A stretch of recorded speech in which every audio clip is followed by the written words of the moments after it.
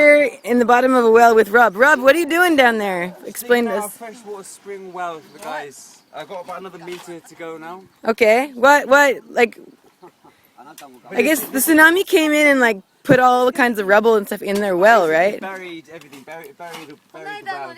So, like, check this. Rob was out here all day by himself yesterday. It was level yesterday, and he's dug all the way enough so he can stand. Look at that big pile of rock. This is why we call him the human bulldozer. See, we're not joking around. What's the hat right?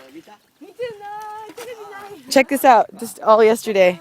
So we're gonna take this water in for them to the Hokenjo, the health center, and have it tested to see if they can use their well from now on. Craziness. Just another day. Day in the life. Moto yoshi.